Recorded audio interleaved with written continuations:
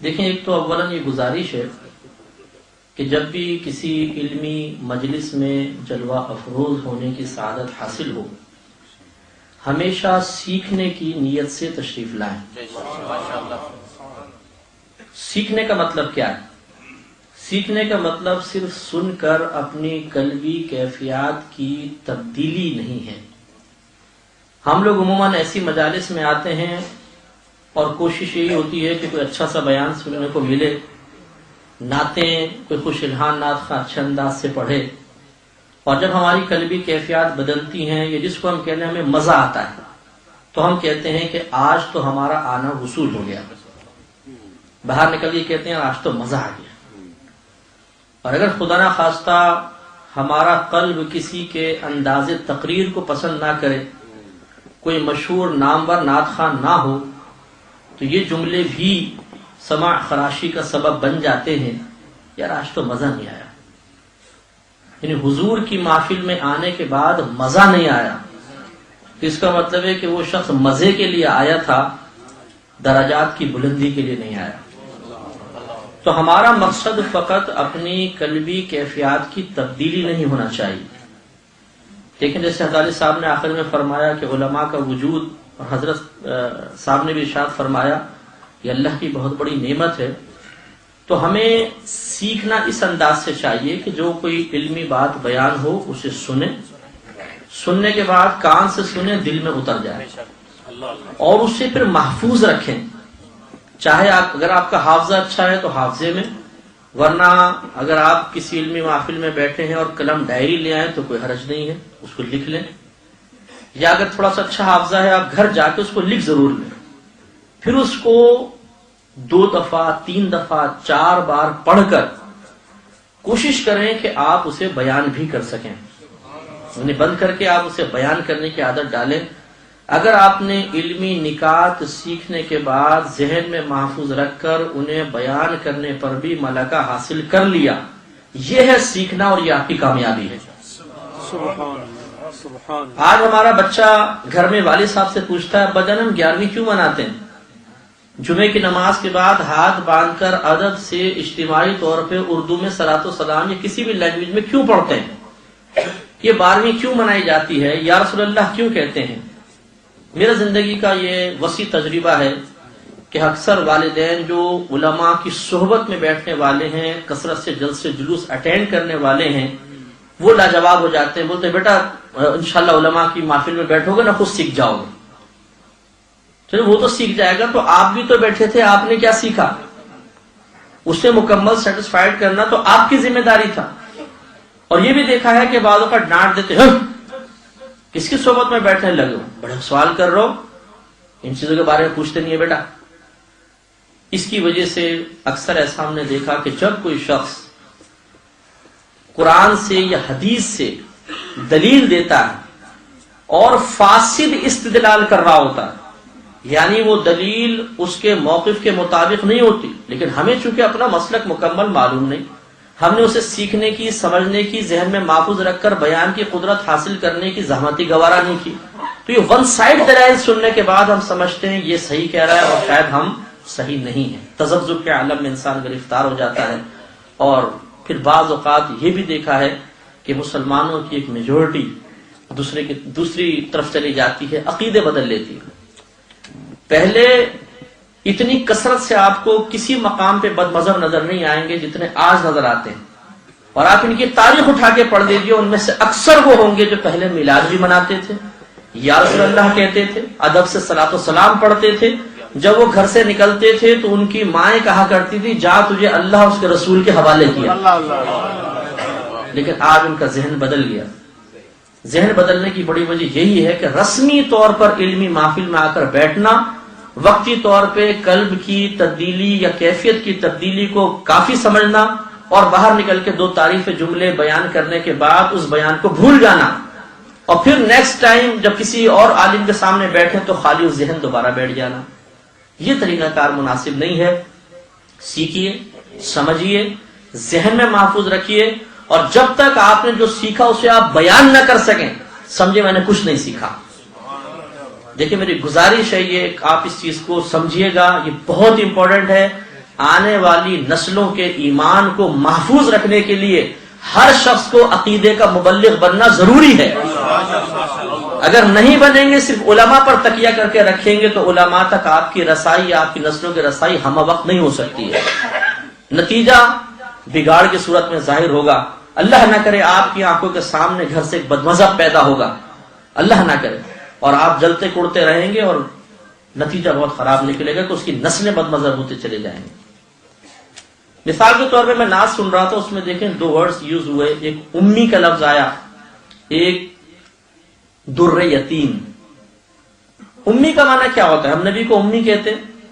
امی کا لغوی معنی ہوتا ہے ان پڑھ، جس کو پڑھنا لکھنا نہ آئے اس کو امی کہتے ہیں. لیکن ہمارے نبی کریم صلی اللہ علیہ وسلم کے لفظ امی استعمال ہوا کہ نہیں ہوا؟ تو کیا معاذ اللہ اسی معنی میں استعمال ہوتا ہے؟ نہیں. ہمارے ہاں شرعن نبی کریم صلی اللہ علیہ وسلم کے لیے جب لفظ امی استعمال ہوگا تو اس کا مطلب یہ ہے کہ بغیر کسی استاد کی مدد کے پڑھا لکھا، ان پڑھ، یعنی استاد سے نہیں پڑھا بلکہ اللہ تبارک و تعالی نے براہ راست اس کو تعلیم فرمائی. یہ معنی ہے امی کا نبی کریم کے لیے جب ثابت کیا جائے گا. اسی طرح در یتیم، یتیم کا معنی یہ ہے وہ نابالغ بچہ جس کا باپ فوت ہو جائے. یاد رکھیے نبی کریم صلی اللہ علیہ وسلم کو اگر تحقیراً یتیم کہا جائے تو اعلی حضرت امام اہل سنت رضی اللہ تعالیٰ عنہ نے فرمایا وہ شخص کافر ہو جائے گا. لہذا اٹھا کے پڑھیں لغت. یتیم کا معنی ہوتا ہے یکتا، واحد، لاکھوں میں ایک. تو در کہتے ہیں موتی کو. در یتیم کا مطلب ہوگا ایسا موتی کہ جس کا کوئی ثانی نہیں ہے.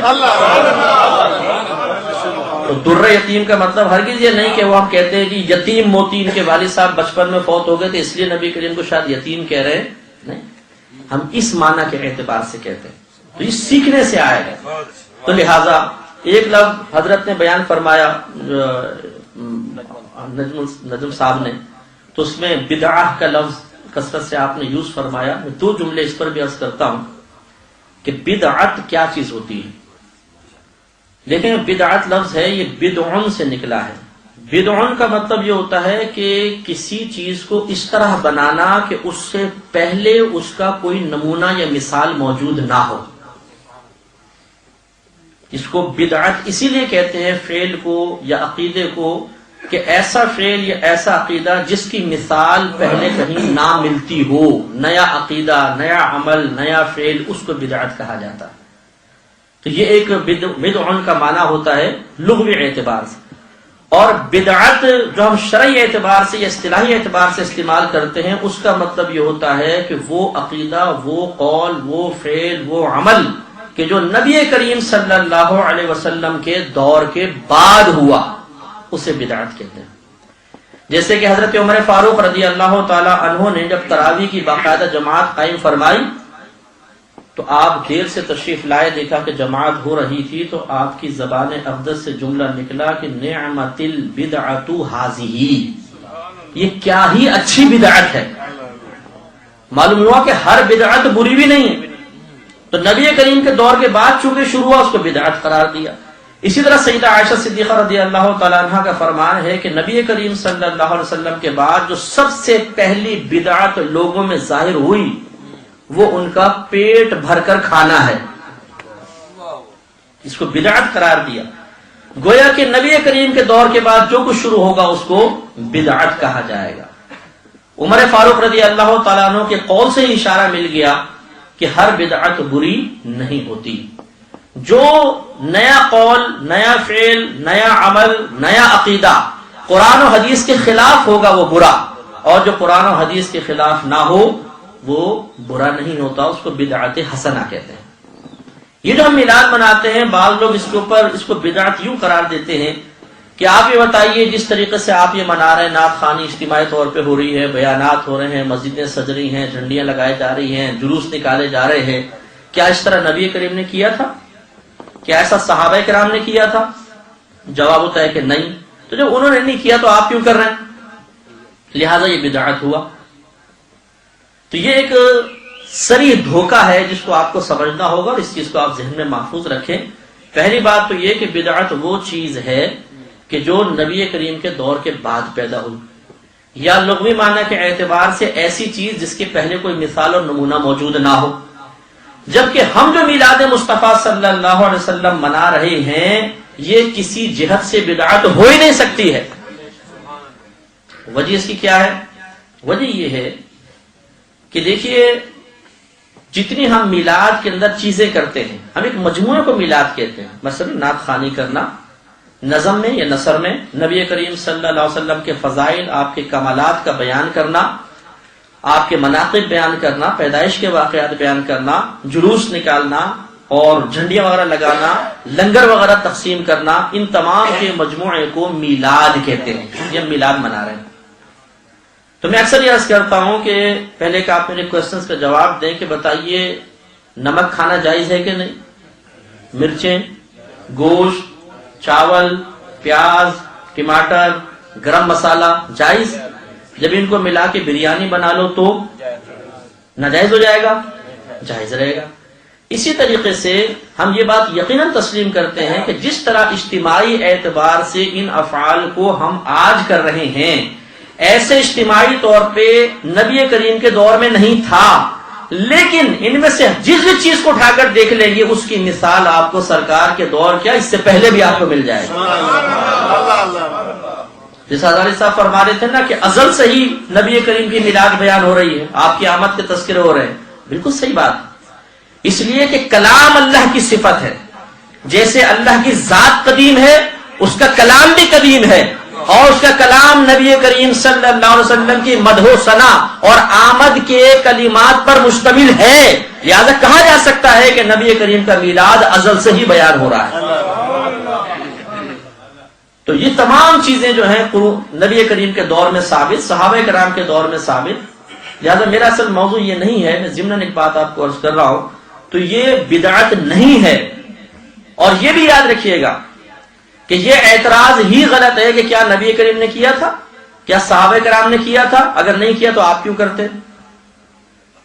ہم یہ سوال کرتے ہیں کہ کیا نبی کریم صلی اللہ علیہ وسلم نے بریانی کھائی تھی، پلاؤ کھایا تھا، زردہ کھایا تھا، چاکلیٹ کھائی تھی، آپ نے گاڑی میں سفر کیا تھا، آپ نے کبھی مائک پر بیان کیا، کبھی صحابہ نے اسپیکر کی آواز پر نبی کریم کا بیان سنا، کیا اس طرح قالین مسجدوں میں بچھائے گئے تھے، کیا مسجدوں میں گنبد اور مینار بنائے گئے تھے، کیا نمازوں کی جماعت کے لیے اوقات مخصوص کیے گئے تھے، کیا نبی کریم صلی اللہ علیہ وسلم نے اصحاب صفہ کو علم دین سکھانے کے لیے درجہ بندی مقرر کی تھی کہ پہلے یہ کتابیں پڑھنی ہے پہلے سال میں، دوسرے سال میں یہ، تیسرے سال میں یہ، چوتھے، پانچویں، چھٹے، ساتویں، آٹھویں سال میں یہ، اور اس وقت ختم بخاری ہوگا، اس وقت میری حدیثیں ختم ہوں گی تو تمہارے دستار باندھی جائے گی، کیا یہ سب اس زمانے میں تھا؟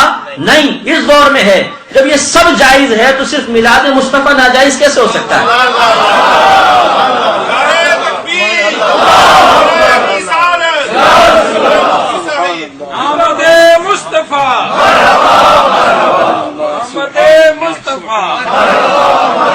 اور کسی نے بڑی پیاری بات کہی کہ اگر آپ یہ کہتے ہیں کہ کیا اس دور میں سب کچھ تھا، نہیں، اگر نہیں تھا تو پھر اب کیسے جائز؟